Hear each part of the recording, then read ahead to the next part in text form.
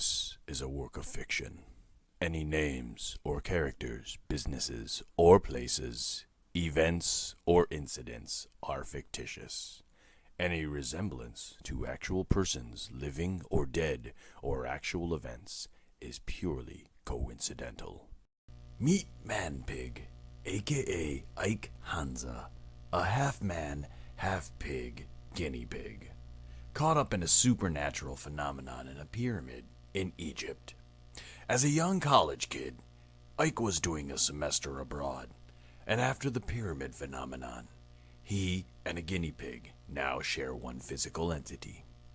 When he looks at his own reflection, he sees a guinea pig, but when everyone else looks at him, he looks human without anything out of the ordinary. Fast forward about 15 years, he's now a corporate office working, cubicle dwelling, coffee sipping, spreadsheet spinning employee desperately trying to mask his contempt for his corporate overlords. Ike Hansa came back home from the semester abroad program and was now living his life as a man and as a pig, a guinea pig. One day, Ike was going back to his dorm room after dressed uniform dinner Friday with his unit. He can feel the jealous and disgust his classmates from his unit had for him ever since he got promoted. Little did they know, Ike was going through some dark days where he's lost and haven't adjusted to him being fully a man and being a pig at the same time.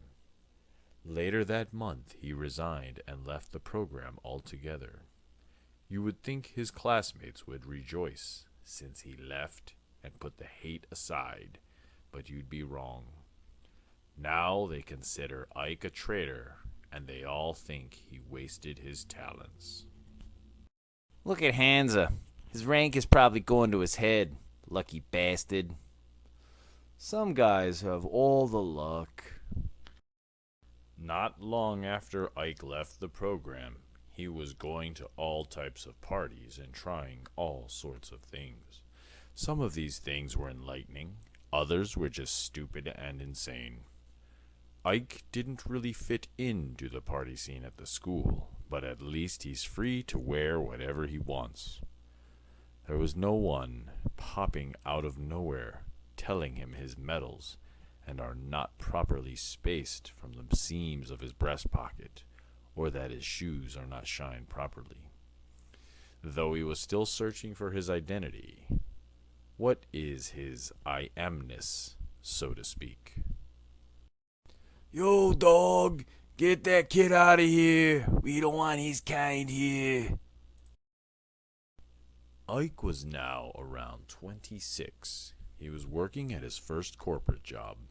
He was thrown into a job which requires him to give presentations on PowerPoint, create line charts, and histograms on sales figures, all the while figuring out how to source and transform the data for the reports from legacy databases that were built in the 80s, and using statistical analysis to find trends and predict business outcomes.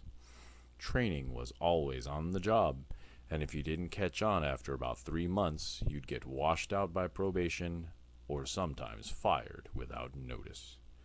Nowadays, we have data scientists, data engineers, data analysts, and business analysts working together to come up with these types of reports. In those days, they were just called analysts. This was a good thing for the company because they didn't have to hire a bunch of people and keep the wages down. Fresh meat for the grinder. Ike is now around 30 after surviving his first corporate gig. He's now working as an IT solutions architect. Ike kind of figured his work out and found a way to get an even better gig. He's now going to classy joints, where if your suit is 2 seasons or old or older, people around you will not allow you to forget it. Although the scenery and people has changed, the same judgmental and artificial mindsets persisted. Only now, Ike can play a part in this game. They say, don't hate the player, hate the game. Nice suit. Not. He needs to get with the times. After a life-changing experience, Ike has officially came to faith in God. Though as he keeps getting deeper within the faith, the same judgmental and artificial mindsets persisted, but this time it's about how much of your income did you give to the church? How many mission trips did you go on? How many people have you witnessed to? It seems that no matter where Ike went, the spirit of comparison is alive and well. What a pity, another killjoy. After all these years, I still come here to take in the beauty of the sunset. Ike has come to another epiphany.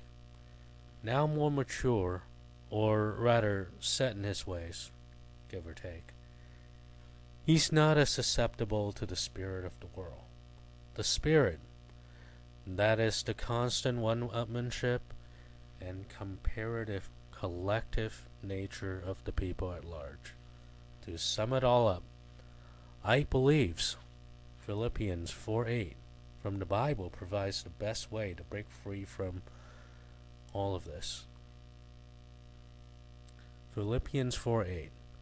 Whatever is true, whatever is noble, whatever is right, whatever is pure, whatever is lovely, whatever is admirable, if anything is excellent or praiseworthy, think about such things. Thank you for viewing and listening to this production of ManPig. If you like this production, consider sending us ideas, stories, suggestions of delivery methods, and or any resource you believe will further this effort. In loving memory of Baby G, Peanut Bella, Master Sprinter, Coco Nadia, Reese, Teddy G, Robin, and Mabel. From 2011 to 2023.